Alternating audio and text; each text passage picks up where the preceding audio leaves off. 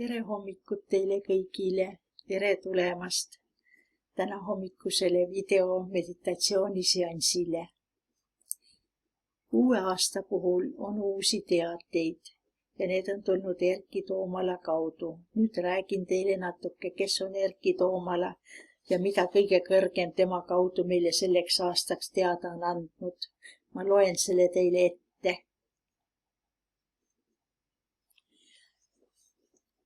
Erki Toomala on Soome multidimensionaalne kanaldaja, kes tahab aidata ja õpetada teisi inimesi, muidugi vaid neid, kes õpetust ise soovivad. Kedagi vastu tahtmist õpetada pole mõttekas. Kui Erki muutub vaikseks, saab tema südames ajatuses viibiv kõrgem mina teateid kõrgeimalt ehk elult endalt, vahel Jumalalt ehk loojalt, Jeesuselt või teistelt suurtelt meistritelt. Erki kõrgem mina liigub laial alal. See muutub üha andekamaks, üha osavamaks.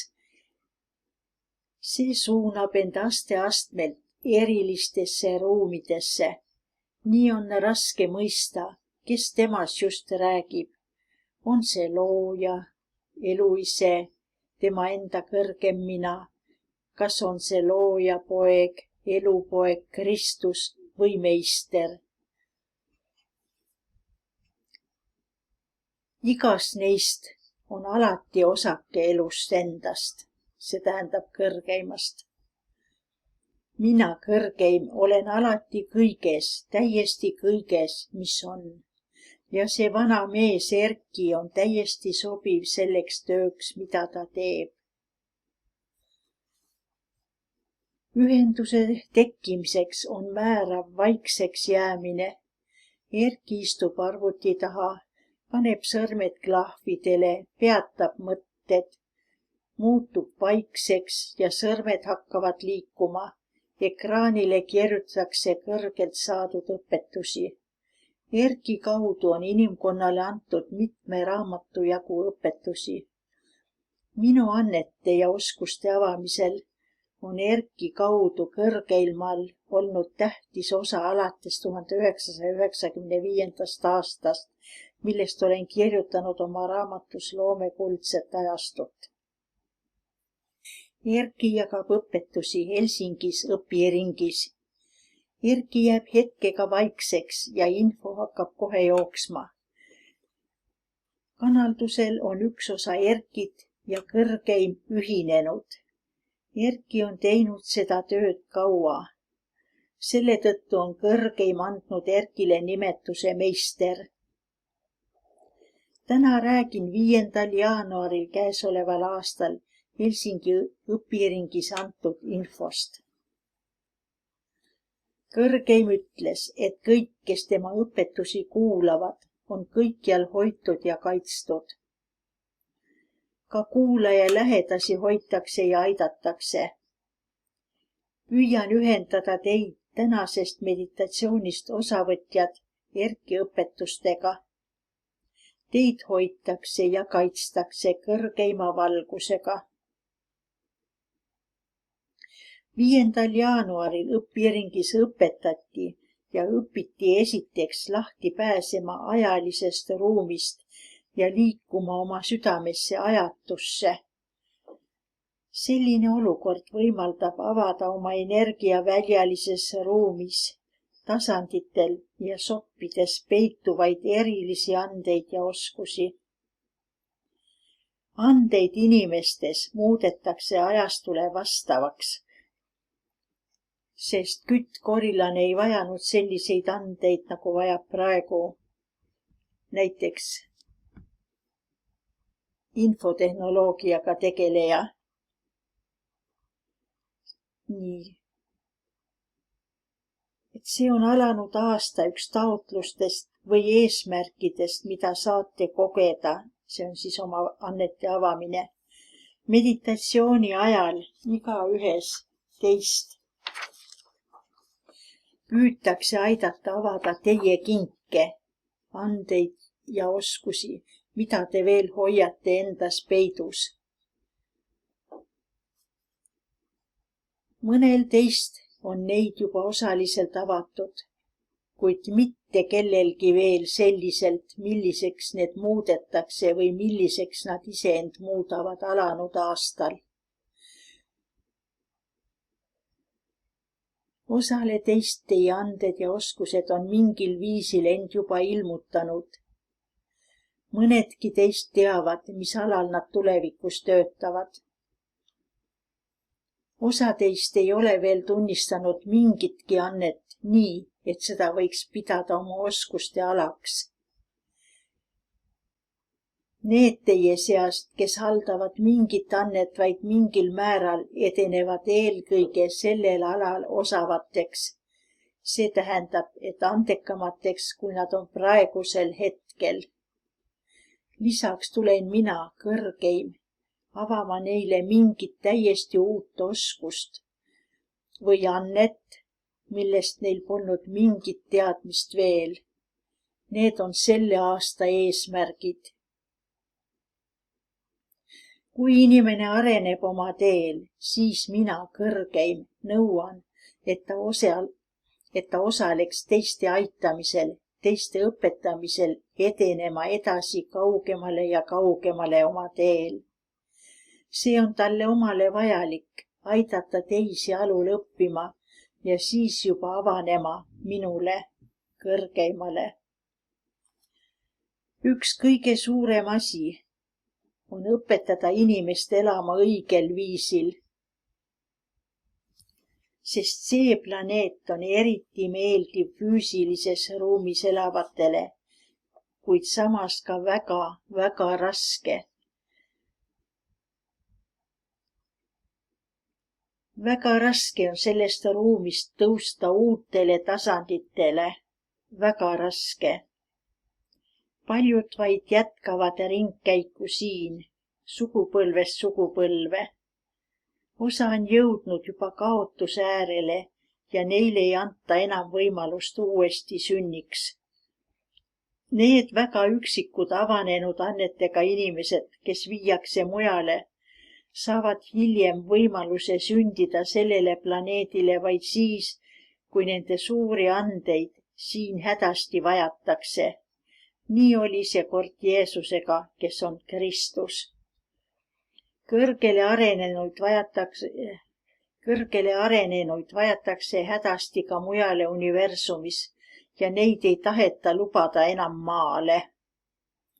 See jõud, mida te kannate südame sügavaimas sopis, jälgib iga inimese elu ja vaatab, kas ta on valmis enda oskuslikemaid pooli ära saatma temaga, kõrgeimaga.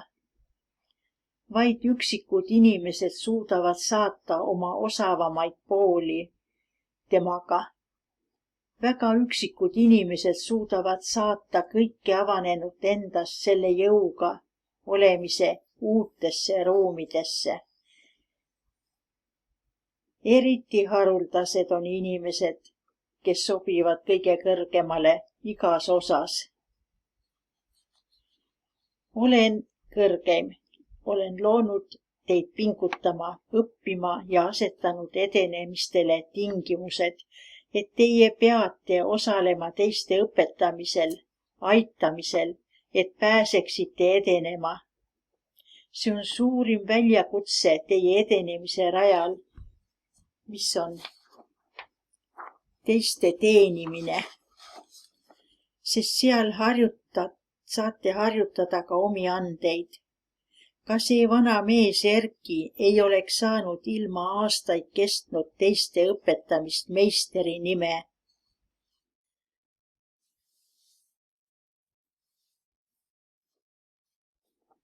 Kui inimkond loodi ja hakkas arenema, anti kõrgeima poolt inimestele juhendid eluks maal. See oli piibel. Hiljem võimu ja inimeste allutamise soovist ajendatuna rühm usutegelasi võttis piiblist välja osa peatükke ja tegi oma võimu kindlustamiseks piiblisse muudatusi. Praegune piibel on vaid osaliselt ehe. Esialgses piiblis oli sellist tarkust, mida ei tahetud anda inimkonnale lugemiseks. Esialgne piibel on praegu ühe suure institutsiooni poolt peidetuna varjul. Ärge muretsege, kõike seal sisalduvat enam ei vajagi. Aitab, kui kuulate uusi õpetusi nagu tänagi ja võtate sealt midagi kasutusele. Igaüks, kes astub vaimsele teele, õpib end uuel viisil edendama oma teadvuse tasandil inimesena ja vaimse olendina. Minagi olen siis esil ja jälgin kõike toimuvat. See tähendab, et kõige kõrgem jälgib kõike, mis teiega toimub. Täna pärast, kui astute meditatsioonist oma tavaellu, meenutage neid koos veedetud hetki ja olge tänulikud.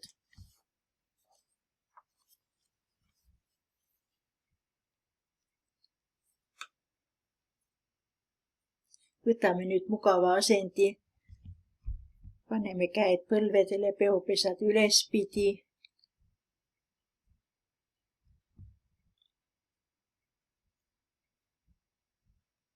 Lõdvestume ja leiame endas rahu.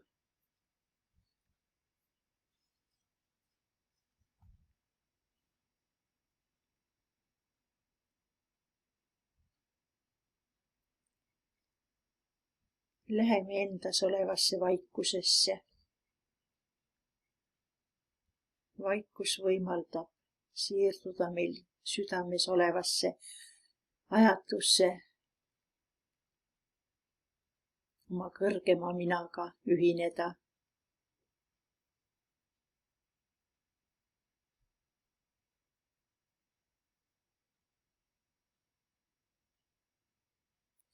Toome enda juurde valgust, lubame sel siseneda meisse ja hakkame akumuleerima kõige kõrgema valgust. Kõige paremini akumuleerub see vaikuses, täielikus vaikuses.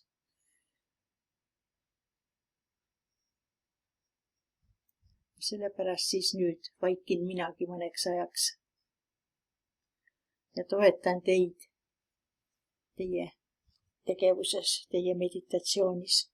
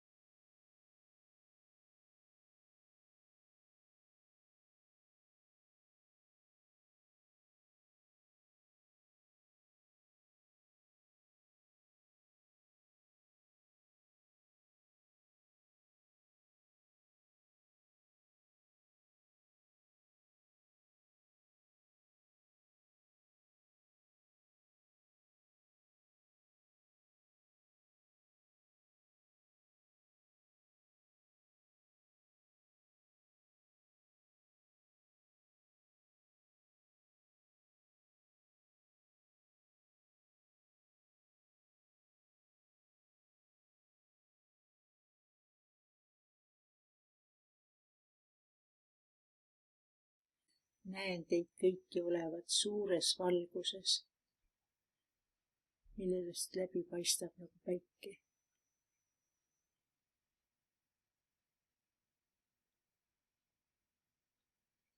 Valgus muutub aina kirkamaks.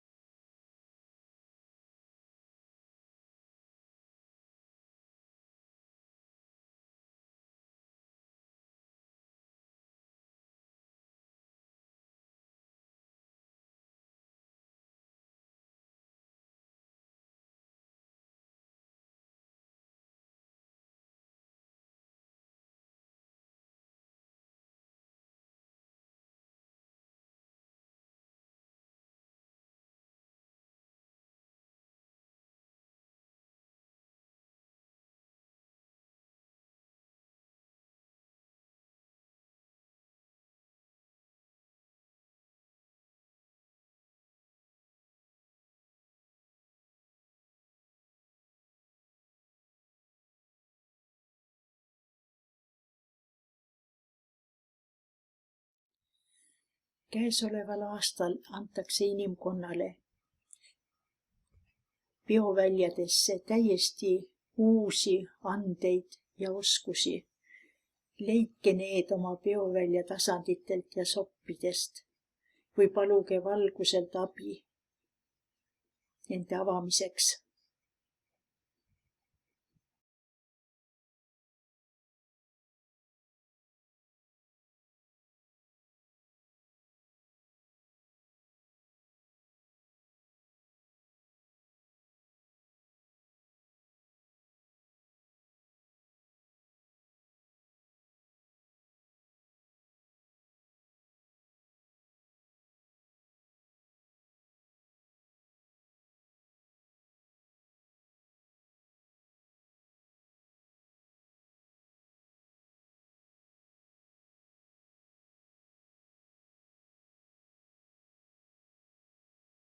Olete ikkagi veel suure valguse sees. Teist endist on saanud valguspallid.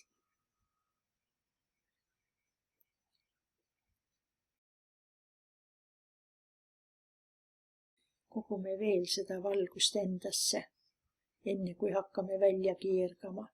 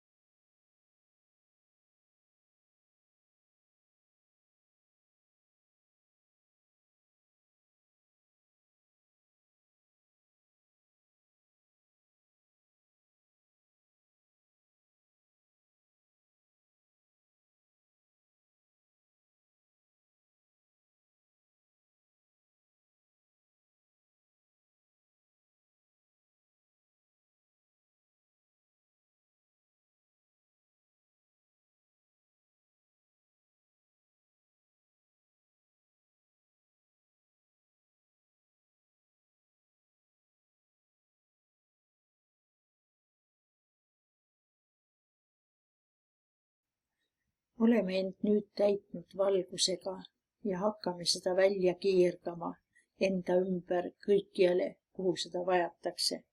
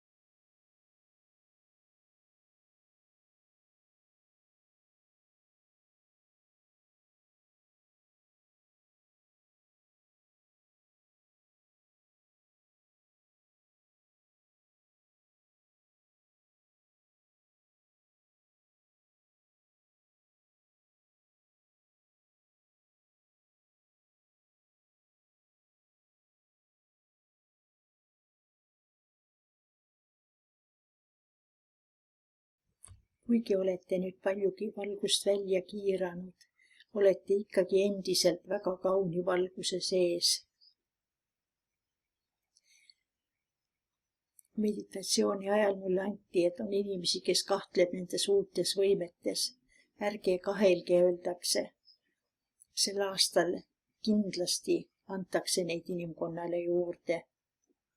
Ja te võite avastada endas midagi täiesti uuelaadset. Pange tähele hästi oma huvisid ja oma asju, mis teile ette tulevad.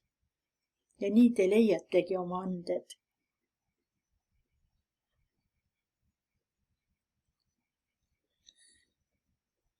Tänaseks lõpetame selle seansi. Ootan teid jälle järgmisel pühapäeval kell 11 ja ka 21 päeva seanssidel.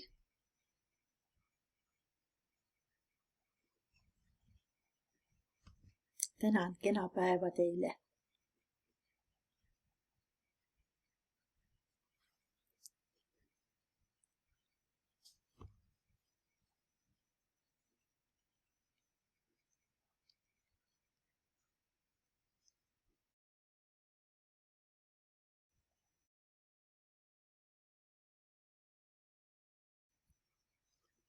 Täna teile ette loetud teksti paneme välja lille.ee lehele.